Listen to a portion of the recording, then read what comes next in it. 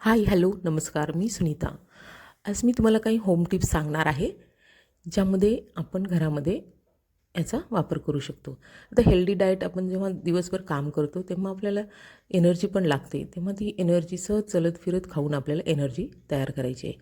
तर यासाठी आपण काय करायचं की हेल्दी फूड अशा स्टोरेज बॉक्समध्ये ठेवायचं आहे. म्हणजे आपल्याकडे कंटेनर असतात, त्यामध्ये असं हेल्दी फूड ठेवायचं. त्यामध्ये असतील फुटाणे असतील किंवा लाडू असतील तिळाचे, शेंगदाण्याचे, किंवा ओले खजूर असतील, किंवा ड्रायफ्रूट्स असतील, किंवा स्नॅक्स असतील. असे जर टेबलवर समोर ठेवले तर घरातील सगळ्यांनाच येता जाता खाता येतं आणि सहज त्यामधनं एनर्जी आपल्याला मिळत राहते. त्यामुळं अशा पद्धतीनं हे कंटेनर आपल्या डोळ्यासमोर ठेवा आणि हे खात खात काम करत राहा, जेणेकरून की आपल्याला काम करण्यासाठी एनर्जी येईल आणि हे हेल्दी फूड पण आपल्या शरीरात जाईल. तर हे करून पहा आणि सांगा. इतर गोष्टी खाण्यापेक्षा हे चलत फिरत खाणं आपल्यासाठी खूप चांगलं आहे, त्यामुळे याचा वापर करा.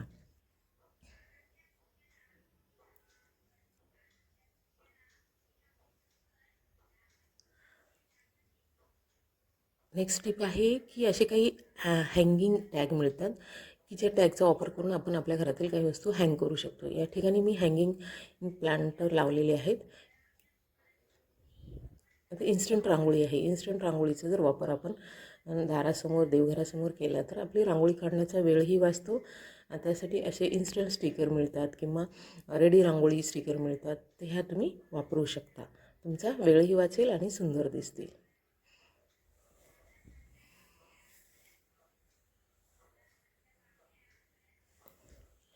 अशी गॅलरी आपल्या घरांना सगळ्यांनाच असते. तर त्या गॅलरीमधून जर ऊन आणि पाऊस किंवा धूळ येत असेल तर अशा पद्धतीचे प्लॅस्टिक कर्टन तुम्ही वापरू शकता. ते लावायला पण इझी असतात आणि हे ट्रान्सपरंट असल्यामुळं आपल्याला उजेड पण येतो, प्रकाश पण येतो आणि हे खूप छान दिसतात. तर अशा इन्स्टंट ट्रान्सपरंट कर्टनचा वापर तुम्ही करू शकता. काही स्टोरेज बॉक्स आहेत, तर यामध्ये आपण जेव्हा फूड घरामध्ये आणतो तेव्हा असे काही स्टोरेज बॉक्स येतात. तर हे स्टोरेज बॉक्स फेकून न देता याचा रियूज करायचा.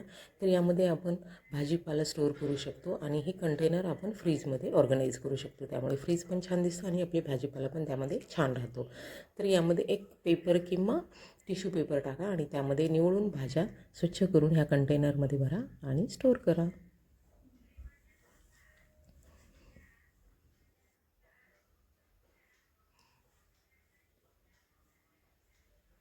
आता आपण घरामध्ये इन्स्टंटली काय आपण घरामध्ये क्लिनिंगसाठी काही बनवणार आहोत. तर क्लिनिंगमध्ये विनेगर, विम जेल आणि पाणी याचं मिक्सचर तयार करून एका स्प्रे बॉटलमध्ये भरायचं आहे आणि हे स्प्रे बॉटलमधून हे मिक्सचर आपण क्लिनिंगसाठी वापरायचं आहे. घरातील कोणत्याही वस्तू क्लीन करण्यासाठी याचा वापर आपण करू शकतो. किचन ओटा क्लीन करण्यासाठी याचा वापर केला जातो.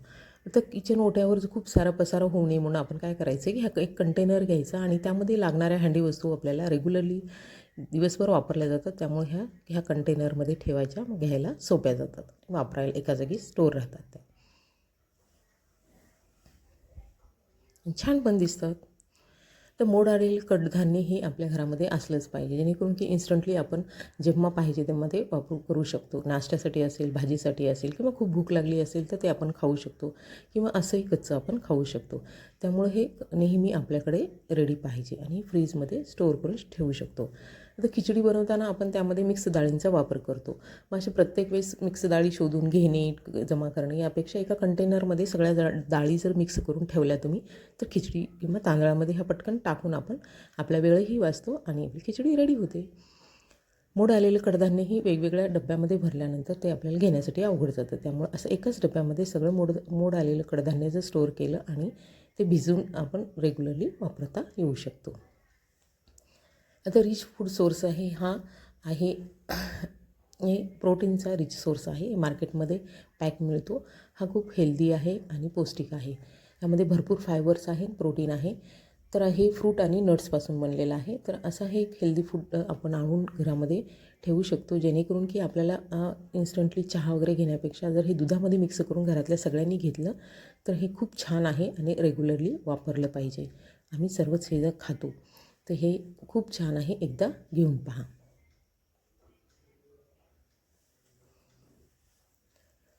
नेक्स्ट आहे रांगोळी. देवासमोर रांगोळी काढण्यासाठी जर वेळ नसेल किंवा काढता येत नसेल तर अशा पद्धतीने जे रांगोळीचे साचे मिळतात, लाकडी साचे, त्यामध्ये आपण विविध कलरच्या रांगोळी आपण भरू शकतो. आपल्याला पाहिजे त्या डिझाईनमध्ये हे साचे मिळतात आणि याचा वापर आपण देवासमोर किंवा दारामध्येही उचलून आपण ठेवू शकतो आणि ह्या रांगोळी खूप सुंदर दिसतात. पहा किती सुंदर दिसत आहेत आणि हे आपण कुठेही उचलून ठेवू शकतो आणि खूप दिवस हे चालू शकतात. त्यामुळे अशा पद्धतीचे लाकडी साचेसुद्धा तुम्ही रांगोळीसाठी वापरू शकता.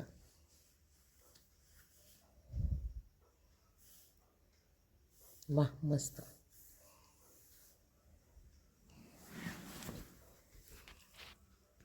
मला व्हिडिओ आवडला असेल तर लाईक आणि शेअर करा प्लीज. अशा विविध टिप्स मी सांगतच राहणार आहे. यानंतरची टिप्स आहे की आपल्याकडे धान्य साठवून ठेवण्यासाठी प्रत्येकाच्या घरामध्ये कोट्या असतात.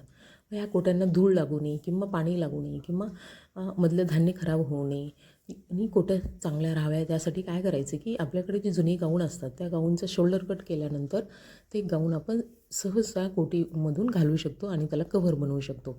शिवण्याची गरज नाही आहे, रेडी टू यूज आहे.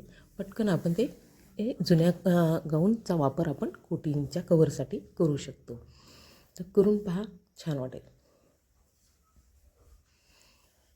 नेक्स्ट आहे, जेव्हा आपण साड्या हँगरला लावतो आणि कपाटामध्ये हँगर अडकवतो तेव्हा त्या साड्या हँगरवरून स्लिप होतात किंवा घसरतात, घडी मोडते आणि खराब होतात.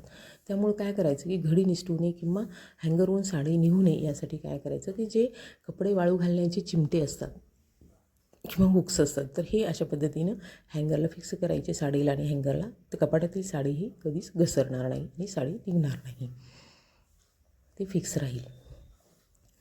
नंतर आहे आपल्या ज्या ओढण्या असतात किंवा स्टोल असतात किंवा आणखीन छोटे छोटे कपडे असतात तर तेही कपडे जर घडी केले तरी निघून जातात. त्यासाठी काय करायचं, ते रोल करायचे आणि त्याला एक रबर बँड लावायचं जेणेकरून की ते हे एका जागीत खूप बसतील आणि घडी निघणार नाही.